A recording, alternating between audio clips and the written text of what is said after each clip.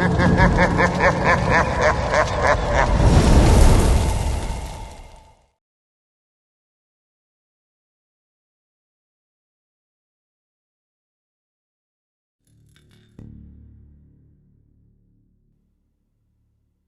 quase 2 anos eu andava de bicicleta por um caminho deserto em Orgeval, abaixo de Poissy, quando a brusca aparição de uma propriedade, à margem da estrada, me surpreendeu de tal maneira que saltei fora para vê-la melhor. Sob o céu cinza de novembro, no vento frio que balançava as folhas mortas, havia uma casa de tijolos à vista, sem nada de especial, no meio de um vasto jardim repleto de árvores antigas. Mas o que a deixava extraordinária era uma estranheza selvagem de apertar o coração e o terrível abandono no qual ela se encontrava. E como uma barra da grade fora arrancada, ostentando um cartaz imenso, deteriorado pelas chuvas, anunciando que a propriedade estava à venda, entrei no jardim, cedendo a uma curiosidade mesclada a angústia e mal-estar. Depois de 30 ou 40 anos, talvez, a casa permanecia desabitada. Os tijolos das cornichas e dos enquadramentos, durante os invernos, haviam se deslocado, invadidos pelo limo e pela era. As lagartixas atravessavam sua fachada, assemelhando-se a rugas prematuras, recortando essa construção ainda bem sólida e larga. Embaixo, os degraus da varanda, fendidos pelas geadas, barrados por urtigas, ali estavam como um testemunho da morte e da desolação.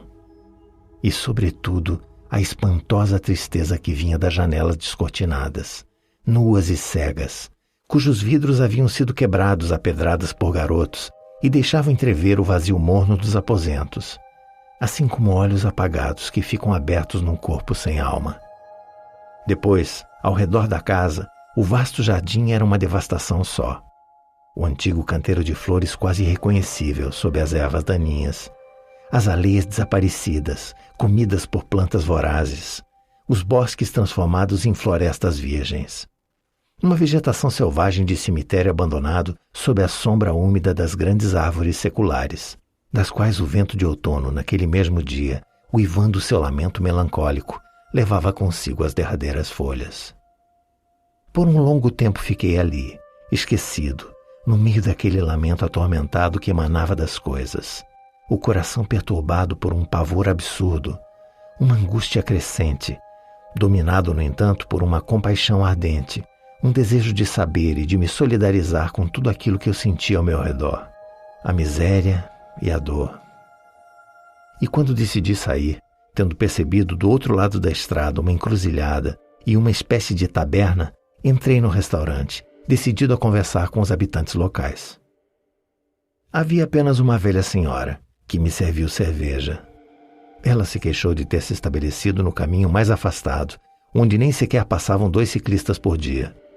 Ela falava sem parar, contando sua história, dizendo que se chamava Mãe Toussaint, que viera de Vernon com seu marido para tomar conta da taberna, que de início as coisas não tinham dado errado, mas que agora, depois de sua viuvez, tudo ia de mal a pior. E depois de uma enxurrada de palavras, quando comecei a fazer perguntas sobre a propriedade vizinha, ela foi ficando cada vez mais calada, olhando para mim com ar de desconfiança, como se eu desejasse arrancar-lhe segredos abomináveis. Ah, a mansão selvagem! A casa mal-assombrada, como se diz por aqui? Eu não sei de nada, meu senhor. Isso não é do meu tempo. Só faz 30 anos que vim para cá, e essas coisas remontam a 40 anos. Quando chegamos, a casa estava quase no mesmo estado em que o senhor a encontrou. Os verões se passaram, os invernos também, e nada muda. Apenas as pedras que despencam. Mas, enfim, eu lhe perguntei, por que não vendem a casa, não é mesmo? Já que ela está à venda. Ah, por quê? O que é que eu sei? Dizem tantas coisas. Sem dúvida, ao final, terminei inspirando-lhe confiança. Depois, ela estremecia ao repetir as coisas que lhe tinham contado. Ela me disse, para começar, que nenhuma jovem do povoado ousava entrar na mansão selvagem depois do crepúsculo, pois corria o rumor de que uma alma penada vinha até a casa todas as noites. E como eu me espantasse com o fato de que, tão perto de Paris, uma história parecida pudesse encontrar pessoas que nela acreditassem, a senhora deu de ombros, tentou disfarçar como se tivesse a alma forte. Em seguida, Deixou que eu percebesse o seu terror inconfesso. Mas existem fatos, meu senhor. Por que não vendem? Vi compradores que vieram e partiram ainda mais rápido do que surgiram. E nunca ninguém reapareceu. É verdade. Certo é o fato de que, assim como um visitante ousa se arriscar casa dentro, coisas extraordinárias acontecem. Portas que batem, se fecham fazendo um barulho enorme, como se um vento as empurrasse. Gritos, gemidos, soluços sobem da adega. E para os que cismam em permanecer, uma voz dilacerante lança um grito contínuo. Angeline! Angeline! Angeline! Contendo um apelo tão doloroso que congela até os ossos. Eu apenas repito o que eu vi, e ninguém irá me desmentir. Confesso que comecei a me entusiasmar, tomado por um arrepio sob a pele. E essa Angeline, quem é então? Ah, senhor, é preciso lhe contar tudo, mas eu mesma não sei de nada. No entanto, ela acabou me contando tudo. Há 40 anos, por volta de 1858, no momento em que o Império Triunfante era uma sucessão de festejos, o senhor de G, que ocupava uma função nas tulherias, perdeu sua mulher, com quem tinha uma filha de uns 10 anos, Angeline. Um milagre de beleza, retrato vivo da mãe.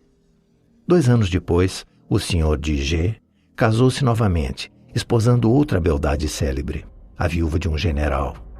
E dizem que depois do segundo casamento, um ciúme atroz nasceu entre Angeline e sua madrasta. Uma ferida no coração por ver a mãe já esquecida, a outra adulta, obcecada, desolada por ver diante de si o retrato vivo de uma mulher cuja lembrança ela não conseguia apagar. A mansão selvagem pertencia à nova esposa, e ali dentro, certa noite, ao ver o pai abraçar a filha, em seu ciúme demente, golpeou a menina de tal maneira que a pobrezinha caiu morta, a nuca quebrada. Depois o resto foi abominável. O pai, desesperado, decidiu enterrar a menina com as próprias mãos, numa cave da casa. Para salvar a pele da assassina, o pequeno corpo permaneceu nesse lugar durante anos, enquanto mentiam que a menina passava um tempo com uma tia. Os uivos de um cão que começou a cavar o solo provocaram a descoberta do crime, e a sociedade local tratou de abafar o escândalo. Hoje, com o senhor e a senhora de G já mortos, Angeline volta todas as noites, chamada por uma voz lamentosa, vinda do além misterioso das trevas. Ninguém irá me desmentir, concluiu a senhora Toussaint. Tudo isso é verdade, assim como 2 e 2 são 4. Eu a escutei, espantado, chocado pelas incoerências da história, mas conquistado, no entanto, pela violenta estranheza desse drama sombrio. Esse senhor de G, eu já ouvira falar dele. Eu acreditava saber que, na realidade, ele se casara outra vez e que uma dor de família assombrava sua vida. Seria então verdade? Que história trágica e comovente. Todas as paixões humanas misturadas, exasperadas até a demência. O crime passional mais aterrorizante que se pode ver. Uma menina bela como o dia, adorada e morta pela madrasta, enterrada pelo pai num canto da cave. Era muita emoção e muito horror. Assim que voltei a subir na bicicleta, lancei um último olhar à mansão selvagem. A noite caía. A casa em desespero me olhava através de suas janelas vazias e perturbadas, parecidas com os olhos da morte, enquanto o vento de outono se lamentava nas velhas árvores. Por que essa história se fixou na minha cabeça até se tornar uma obsessão, um verdadeiro tormento? Ali estava um desses problemas intelectuais de difícil solução. Eu repeti a mim mesmo que lendas semelhantes percorrem os campos, que essa história não oferecia nenhum interesse direto a mim. Apesar de tudo, a menina morta me assombrava. Essa Angeline, delicada e trágica, que uma voz deplorável chamava todas as noites há 40 anos pelos aposentos vazios da casa abandonada. E durante os 2 primeiros meses do inverno conduzi pesquisas. Evidentemente, uma aventura tão dramática deveria ter transpirado. Os jornais daquele tempo, na certa, deveriam ter falado dela. Examinei as publicações na Biblioteca Nacional, sem nada descobrir, sem uma linha que se referisse a uma história semelhante. Depois interroguei os contemporâneos, os senhores da região. Ninguém soube me responder nitidamente. Obtive apenas contradições, tanto que abandonei toda a esperança de descobrir a verdade, sem cessar de estar atormentado por um mistério. Quando, por acaso, certa manhã, descobri uma nova pista. Eu ia, a cada 2 ou 3 semanas, fazer uma visita de confraternização, carinho e admiração ao velho poeta V., que faleceu em abril do ano passado, por volta dos seus 60 anos. Há muitos anos, uma paralisia das pernas o mantinha sentado na poltrona de seu pequeno escritório, na rua Assas, cuja janela dava para o Jardim de Luxemburgo. Ali, ele concluiu muito docemente uma vida de sonhos, vivendo apenas em sua imaginação, tendo construído para si um palácio ideal, onde ele teria, longe do real, amado e sofrido. Quem de nós não se recorda de seu belo semblante amistoso, os cabelos grisalhos e cacheados como os de uma criança, os pálidos olhos azuis que conservavam uma inocência e juventude. Não poderíamos dizer que ele sempre mentia, mas a verdade é que ele inventava, sem cessar, de modo que não se sabia nunca onde cessava a realidade e onde começava seu sonho. Era um senhor muito charmoso, afastado da vida há muito tempo, cuja conversa emocionava sempre como uma revelação discreta e vaga do desconhecido. Naquele dia eu confabulava com ele, perto da janela, dentro do estreito aposento que estava sempre aquecido por uma lareira incandescente. Lá fora, a geada parecia terrível. O Jardim de Luxemburgo estendia-se sobre o branco da neve, oferecendo um vasto horizonte de imaculada candura. Eu não sei como fui falar da mansão selvagem, dessa história que ainda me preocupava. O pai recém-casado, a madrasta ciumenta de sua afilhada, retrato vivo da própria mãe. Depois o enterro no fundo da cave. Ele me ouviu com seu tranquilo sorriso, que conservava mesmo durante a tristeza. Um silêncio reinou. Seu pálido olhar azul se perdeu ao longe, na imensidão branca de Luxemburgo, enquanto uma sombra de sonho emanou dele, parecendo provocar-lhe um leve tremor. Conheci muito bem o senhor de G, ele disse lentamente. Conheci a primeira esposa, de uma beleza sobre-humana. Conheci a segunda, não menos prodigiosamente bela, e eu mesmo amei apaixonadamente as duas, sem jamais lhes dizer. Conheci Angeline, que era ainda mais bela, que todos os homens teriam adorado de joelhos. Mas as coisas não se passaram assim como você me disse, de modo algum. Para mim foi uma forte emoção.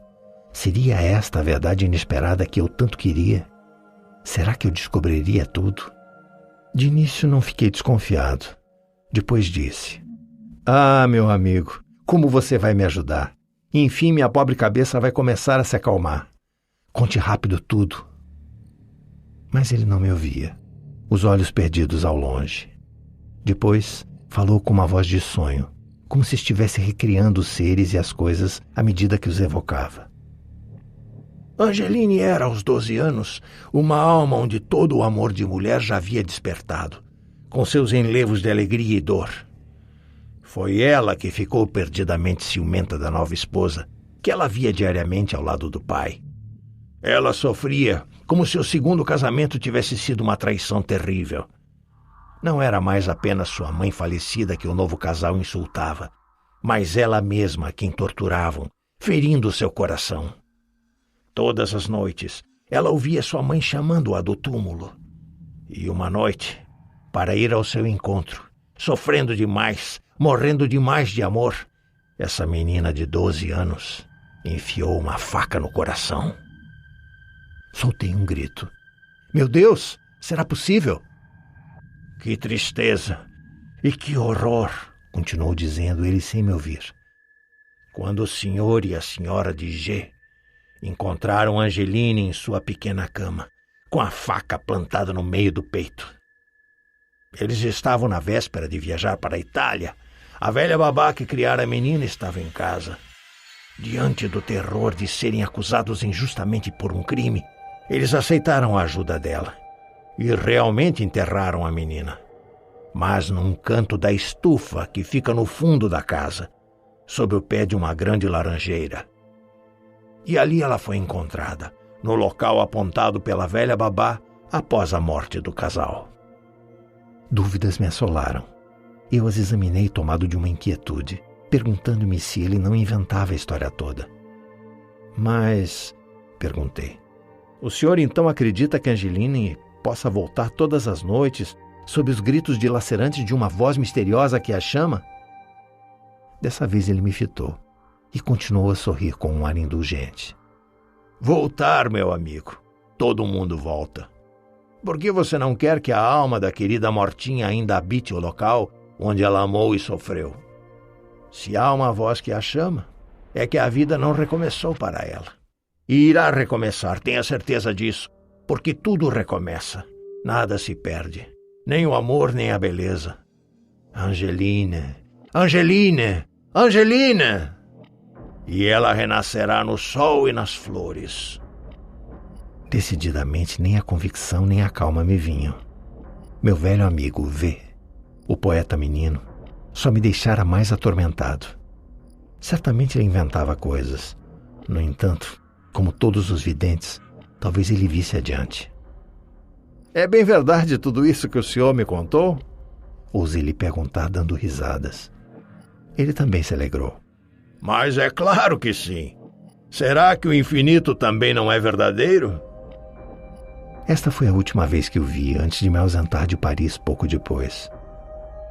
Eu o revi uma vez, com seu olhar sonhador, perdido nos lençóis brancos de Luxemburgo, tão tranquilo na certeza de seus sonhos sem fim, enquanto para mim a necessidade de descobrir a verdade, sempre fugidia, me devora.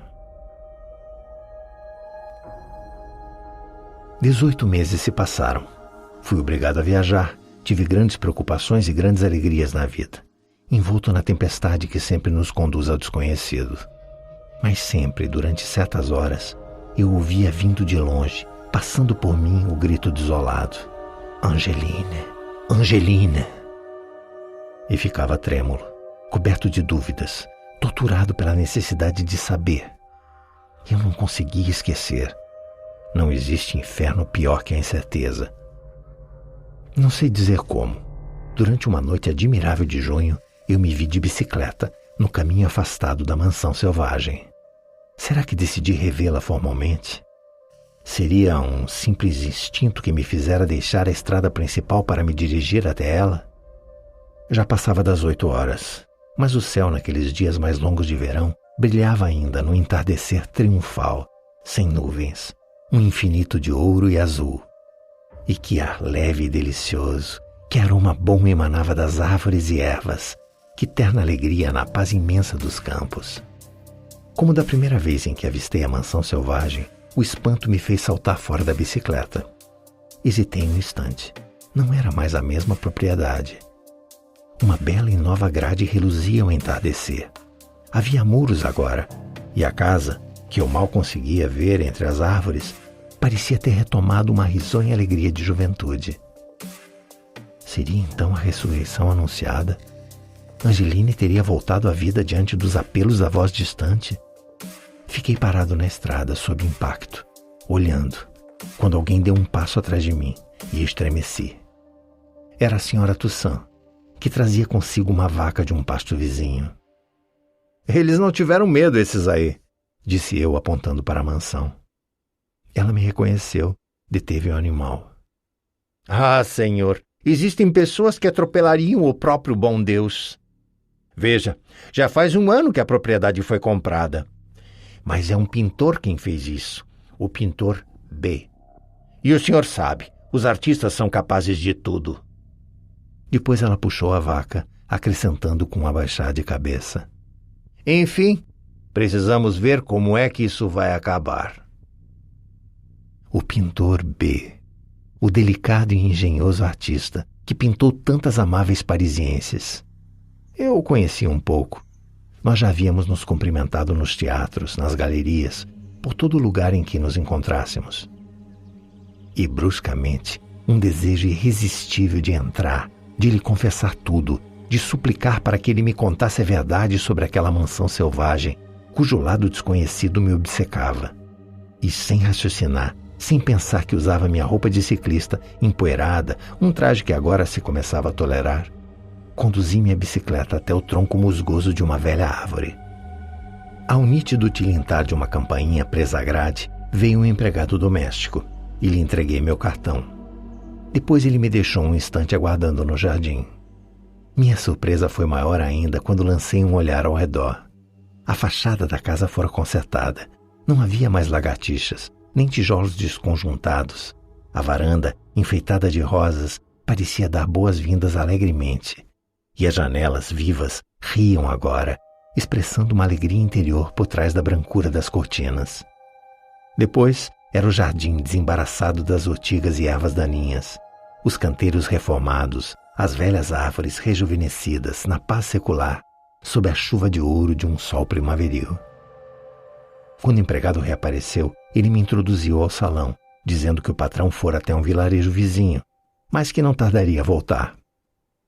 Eu teria esperado horas. Fiquei pacientemente examinando de início o aposento onde me encontrava, decorado luxuosamente com tapetes espessos, cortinas de cretone, um vasto divã e poltronas profundas. Fui surpreendido pelo brusco final do dia. Depois, a noite caiu quase completamente. Não sei quanto tempo fiquei ali. Eu fora esquecido e ninguém trouxe uma lamparina. Sentado nas sombras, comecei a relembrar toda a história trágica, abandonando-me ao sonho. Será que Angeline fora assassinada? Será que Angeline se suicidara enfiando a faca no coração? E confesso, dentro dessa casa assombrada, outra vez escura, o medo me tomou. Um medo que não era apenas um leve mal-estar, um frio à flor da pele, mas algo que exasperava, que me congelava inteiro dentro de uma loucura abominável. De início tive a impressão de que ruídos vagos vinham de algum ponto. Era das profundezas da cave, sem dúvida, que surgiam uns lamentos surdos, soluços abafados, passos pesados de fantasmas. Em seguida o ruído aumentou, aproximou-se. Toda a mansão obscura pareceu me encher desse desespero detestável. E subitamente o terrível apelo ecoou. Angelina! Angelina! Angelina! Com tamanha força crescente que pensei sentir o sopro frio na minha face. Uma porta do salão se abriu violentamente. Angelina entrou, atravessou a peça sem me ver. Eu a reconheci, sob a luminosidade que entrou juntamente com ela do vestíbulo iluminado. Era bem a pequena morta de 12 anos, de uma beleza miraculosa, com seus admiráveis cabelos loiros sobre os ombros, vestida de branco, toda branca, da terra de onde vinha toda a noite. Ela passou muda, perdida, desapareceu por outra porta, enquanto um novo grito retomava ao longe. Angelina! Angelina! Angelina! Eu fiquei de pé, o suor na testa, preso por um horror que iriçava todos os pelos do meu corpo, sob o vento do terror vindo do mistério. Logo em seguida, creio, no momento em que o empregado finalmente me trouxe uma lamparina, tive consciência de que o pintor B estava ali e que ele me apertava a mão, desculpando-se por ter demorado tanto tempo. Eu não tive amor próprio. Contei-lhe imediatamente minha história, ainda tremendo. E com que espanto ele me escutou. E com boas risadas me acalmou. Você certamente não sabe, meu caro, que sou um primo da segunda senhora de G. A pobre mulher. Acusá-la do assassinato dessa criança que ela amou e cuja morte ela lamentou tanto quanto o pai dela. Pois a única verdade é que, de fato, a pequena morreu aqui. Não por sua própria mão, Deus meu, mas por uma febre brusca. E seus pais tomaram tanto horror dessa casa que jamais quiseram voltar. Isso explica por que ela ficou desabitada. Depois do falecimento do casal, houve uma série de processos legais que me interditavam a venda. Eu a desejava. Esperei longos anos. E lhe garanto que ninguém de nós que vive aqui jamais viu uma alma penada. Um pequeno tremor voltou e eu balbuciei. Mas Angeline, eu acabei de vê-la agora há pouco. A voz terrível que a chamava, e ela passou por mim e atravessou a sala. Ele me fitou, espantado, pensando que eu enlouquecia. Depois, subitamente, soltou a gargalhada típica de um homem feliz. Foi a minha filha que o senhor acabou de ver. Justamente o padrinho dela era o senhor Diger, que lhe deu o nome de Angeline, como lembrança de sua própria filha. E sua mãe a chamou agora, por isso ela atravessou esta sala. Ele mesmo abriu uma porta e gritou novamente: Angeline! Angeline! Angeline! A menina voltou, mais viva, mais vibrante de alegria. Era ela, com seu vestido branco, os admiráveis cabelos loiros sobre os ombros, e tão bela, tão radiante de esperança, que era como uma primavera que trazia a semente da promessa de amor, a longa felicidade de uma existência. Ah, querida menina que regressa, a nova criança que renasceu da menina morta. A morte fora vencida. Meu velho amigo, o poeta vê, não mentira. Nada se perde, tudo recomeça, tanto a beleza como o amor. A voz das mães as chamam, essas garotas de hoje em dia, as apaixonadas de amanhã, e elas revivem sob o sol e no meio das flores. Era sob o despertar da criança que se tornava assombrada a casa que hoje voltou a ser jovem e feliz, na alegria finalmente reencontrada da vida eterna.